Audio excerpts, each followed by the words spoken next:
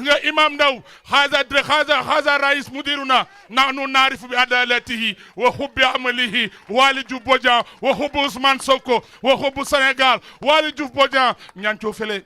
jato fele alama alaye jo Casamance dungu fele mali fara wali Diouf Bodian ni tata Bodian ni tata Barsasum tata Djoubabuya i tata Marsasum i tata Sédhiou i tata Djibabuya Jafar Douma Jafar Santo ye Casamance dungul sewondi alama alaye jo ñanco fele jato fele tàcc nañ ko bu baax a baax wala Diouf Bodian. Merci beaucoup.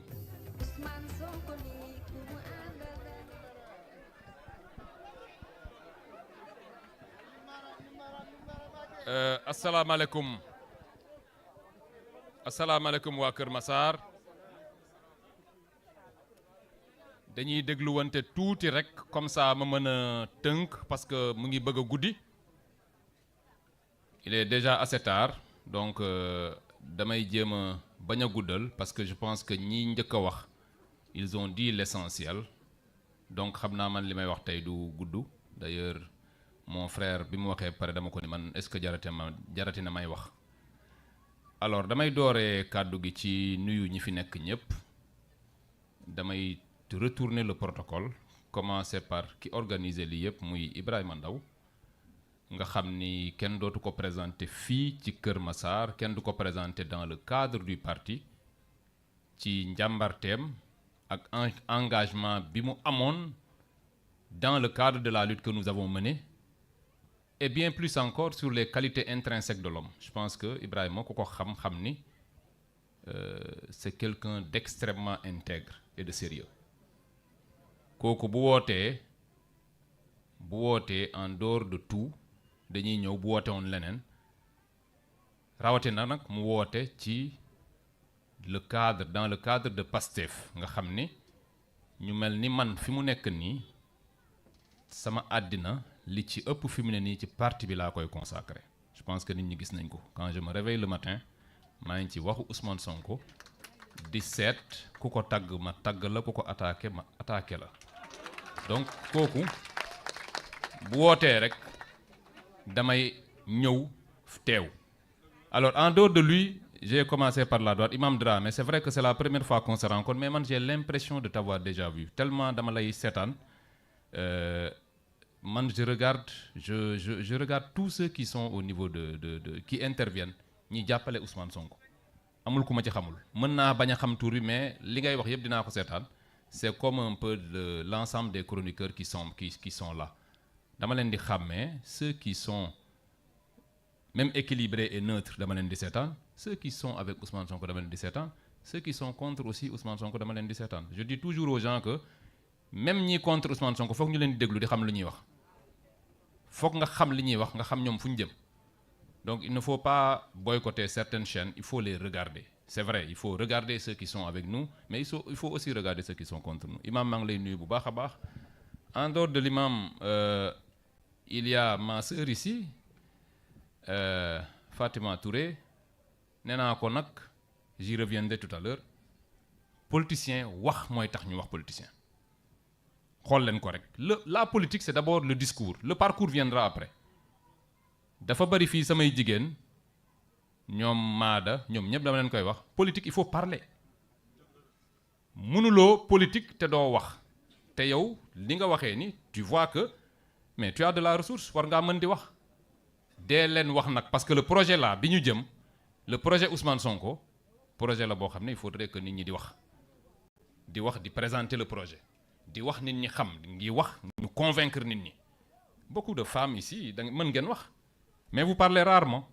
parce que da ngeen a yaakaar ni l'affaire c'est aussi le travail da ngay liggéey ci suuf rek mais on y reviendra tout à l'heure alors en dehors de Fatima y a mon frère kii moom defe naa gars yi dañuy yaakaar ni dañuy dégganteeg yooyu du ñuy déggante ah nous avons une convergence objective dañuy bokk di xalaatandoo benn affaire nous sommes des gens de vérité nous sommes des radicaux man loolu laa gëm ci àddina bu la yàlla mayee nga dund mu may la nga dund c'est-à-dire que am na ñu judd rek dee yow yàlla may la nga dund dem ba nekk ba am liggéey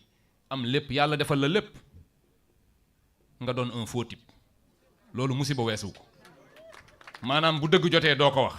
looloo tax ma naw la man on dit la vérité et cela quoi qu'il puisse arriver bu dee dëgg day reyee nañ ko wax ñibbi dem àjjana ndax àjjanaa gën a gudd liñ nekk fii donc vraiment mon frère je te rends un vibrant hommage à travers cela mon doyen Kébé dañuy def bijection man ak yow xam nga nag def naa un peu de mathématique moo ma jëlee série scientifique je me suis retrouvé en série littéraire où je me suis promené c'est-à-dire que damay dégg parfois waa APR yenn gars nit ñi en parlant de moi ñuy wax ne waa ji vigile la c'est-à-dire que remettre en cause un peu mes qualités intellectuelles je pense que aujourd'hui man awma doole bu doon yëkkati ay saako la du kii lan moo ma tekkiloo fii ci dëkk bi bu dee tekki naa c'est parce que man ci jàng rek laa nekkoon alors dans ce pays boo nangoo te vigile sax du c'est pas quelque chose de mauvais le vigile du projet dafa di je parle un peu de moi je n'aime pas trop les mathématiques parce que xam nga mathématiques il faut être extrêmement sérieux il faut apprendre tous les jours di def ay exercices loolu mënu ma ko woon donc ma daw les séries scientifiques temps yooyu série CD moo amoon j'ai fait la seconde CD après ma dem série littéraire et je suis un littéraire littérature moo gën a neex parce que là il y a une place pour ta personnalité alors que mathématique amoo fa place c'est-à-dire tu connais la formule ou tu la connais pas amul loo ciy teg alors que fële mën nga rap mën nga lijjanti c'est en cela que série littérature moo dàq série scientifique yi ou les sciences exactes daf lay tënk quoi da ngay xam méthode bi wala nga bañ ko xam da ngay xam nooy jaar wala nga bañ ko xam alors qu'en droit je peux ne pas mën nañ bañ a jaarandoo même méthode bi mais on se retrouve alors après il y a mon frère Khalifa nag moo mën a témoigner ci ni ma mel Khalifa on a été ensemble à l'université de Saint-Louis moom xam na nan laa fa meloon je pense qu'aujourd'hui am na ñuy yaakaar ni Waly Diouf Bodian dafa xëy rek mel ni tout jeune j'étais beaucoup plus bouillant que cela c'est-à-dire que université Saint-Louis moo tax je comprends les jeunes là comme ça université Saint-Louis je bloquais l'université quand je voulais suñu ñàkkee bu suñuy bourse yi tardé wala ñu ñàkk xaalis mais maak sama voisin dañuy jóg rek ne bon écoute on organise la ngénte tubaab dañuy ñëw rek di traîner ci buntu restaurant bi bàyyi benn incident bu ndaw am ñu ne ah bon c'est ça que vous faites gars yi dugg leen bu kenn fay ça on l'a fait et je pense que lui il peut un peu témoigner de ce que nous étions des gens engagés parce que man fu may dugg fu ne damay bokk ci ñi nga xam ne ñooy engagé wu moo tax bi ñu ñëwee au niveau des impôts ñoom Sonko ba ñu fa nekkee ñoom kese ils n'ont pas créé de syndicat ñu ngi doon wax ne doy dañuy créer syndicat mais ñun bi ñu ñëwee la syndicat bi soog a sosu parce que dañoo ñëw ak un certain nombre de choses alors Adja Ramatoulaye sama député ñaari député Kër Massar yi moom samay député lañ ce sont mes députés dama koy wax ci kaw parce que c'est des gens qui m'accompagnent politiquement qui ont compris li nga xam ne moom laay def politiquement ñu ànd ci mu doon nit koo xam ne xamewuma ko Kër Massar parce que aussi day def comme man elle est nationale day dem un peu partout en dehors de Ramatoulaye y a les autres coordonnateurs Badji je ne le vois pas daf ma làkkatu tey ah voilà tu es derrière moi je t'ai pas vu Idjoukuti alors il y a aussi Fall ton adjoint waa Magui Pastef mon ami séeréer la xam nga séeréer yi samay mbokk lañ je me sens aussi séeréer que Joola parce que je porte bien le nom je porte bien le Waly Diouf la nee nañ da ngay am ci boo nekk bu ñu la tuddee nit da ngay am ci moom un certain nombre de qualités da nga ci am 7 xaw ma waaw léegi nag imagineel nit ku am Joola bu am ay qualités de séeréer kenn du la mën a donc côté séeréer bi lu ma neex la trop alors j'espère que je n'ai oublié personne ñoom Momo tout le monde les portuaires qui sont là ñëpp ñi nga xam ne yéen ñii militants yi képp na ku ne rek xam ni nuyu naa la jox la sa wàccuwaay jox la tout le respect que tu mérites parce que politique bii ñu nekkee amu ci kenn ku ëpp solo keneen ki dafa di rek dafa am ñu fës ñu war leen a lim mais am na ñu fësul Sarr je suis en train de l'oublier ah moom nag fin du mois rek laa koy dégg mais du pour may ko xaalis de pour leneen la mais par fin du mois la ñuy déggante systématiquement alors bu ma nuyoo ñëpp damay dellu si un peu sur le thème bi nit ñi jël qui n'est qu'un prétexte man maa ko fi waxoon au niveau de Kër Massar ni leen les patriotes suñu parti bi dañu war à chaque fois di trouver des prétextes politiques qui nous permettent de nous retrouver entre nous et de parler moo taxoon sànq ma wax ni avant may fàtte ñoom Fatima je pense que le militant le responsable politique ça doit être quelqu'un qui puisse prendre la parole mënuloo wax ni je suis un responsable politique nga toog 1 an jëloo micro wax les journaux ne disent rien sur toi ça ak lu mënti xew ci dëkk bi nga ne je suis responsable politique fu ñu tegee micro doo wax alors loolu de façon globale avant may dugg ci thème bi bokk na ci liy sonal Pastef parce que parfois on a l'impression que il y a que 4 ou 5 personnes dans le parti bu Sonko waxul il y a 3 ou 4 personnes qui au plan national ñooy wax rek à longueur nag d'année te responsable Pastef kenn dàqu leen manœuvre ba ci Kër Massar gii ñu nekk les plus grands manœuvriers de l'histoire politique du Sénégal fii lañ dëkk mais duñ jël parole mukk ñu dëkk Kër Massar dëkk feneen ak feneen la politique c'est le discours Ousmane Sonko dafa wax ba sénégalais topp ko ñun li ñu ko deseel mooy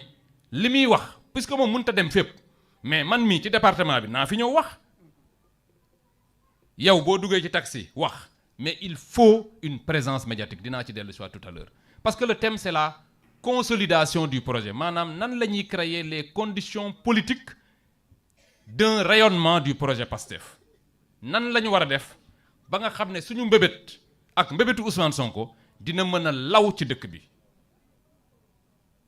loolu pour résumer dama koy tënk ci ñetti point man li ma gis ni moo ñu war a mën a tax ñu yor dëkk bi li nga xam ne mooy le projet bi aboutir ñett la bi ci njëkk mooy c'est des réformes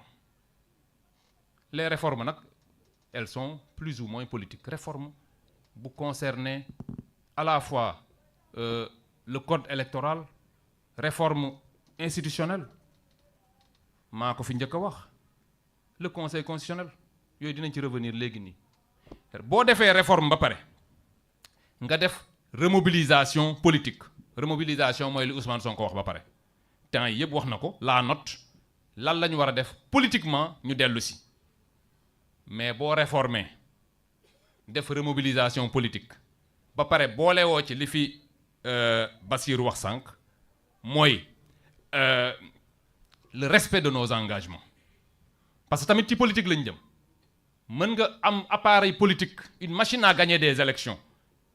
mais élections yi ñu jëm ñun puisque nous sommes un parti au pouvoir li ñuy càmbaree ça va être le respect de nos engagements li ñu doon campagne wër ci dëkk bi di ko wax loolu sénégalais yi 2029 moom la ñuy jël rek teg ko et la justice sera très présente à ce niveau-là ce sera très très compliqué donc bu ñu dellu si sur